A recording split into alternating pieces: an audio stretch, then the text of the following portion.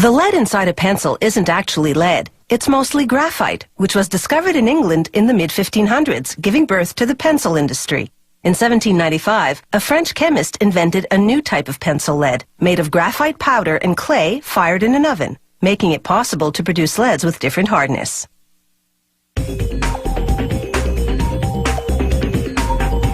For the pencil's body, you need a type of wood that's soft enough to sharpen, yet strong enough not to bend under the writer's hand pressure. This German pencil factory uses cedar from California. The wood is 5 millimeters thick and arrives pre-cut in slats of 18 by 7 centimeters. One by one, the slats pass under a giant cutting wheel. It carves grooves that will become the channel down the middle that holds the lead. The next machine fills the grooves with glue, a special formulation that's slightly elastic. This cushions the lead so that it's less likely to break inside the channel. Every second slat moves on to another conveyor belt.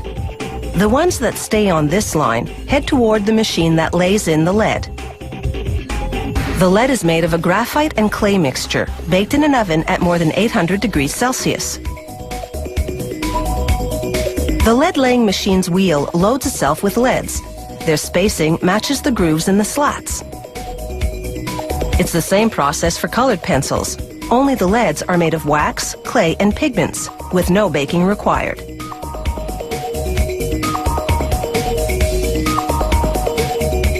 Now for the slats that move to that other conveyor belt.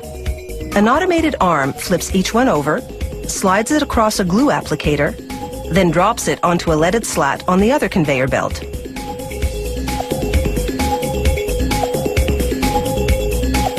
All the steps to this point have culminated in what is effectively a lead sandwich.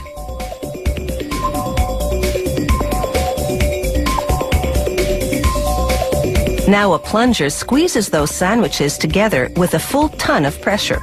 It compresses them for an hour while the glue dries. After that, it's just a matter of slicing the sandwiches into pencils. This shaping machine makes the hexagonal profile in 2 steps. First, its upper cutter forms 3 sides on top, then its lower cutter shapes 3 sides on the bottom. As soon as the bottom side is cut, the pencils separate.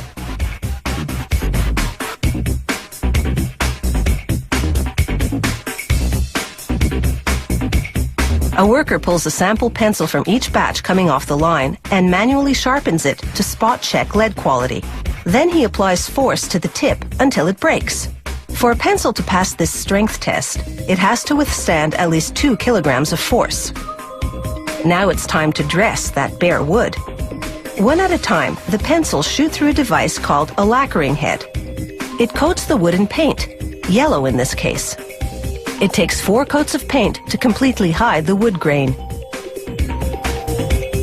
A 5th lacquering head paints a black stripe, this company's trademark. Then a 6th head seals the paint job with a transparent lacquer. From the paint line, the pencils make their way to a stamping machine. At an astounding rate of 500 pencils a minute, the machine heat transfers foil lettering from a plastic film to the painted wood. Last stop, the rubber tip assembly machine.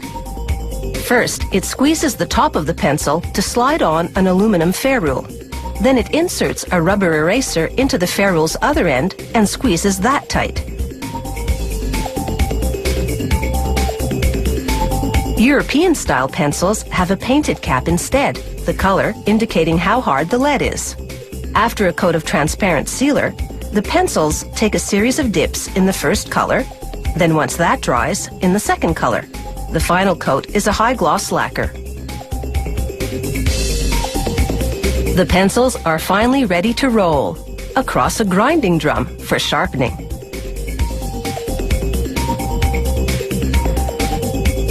By the time they roll off, they're pointed perfection.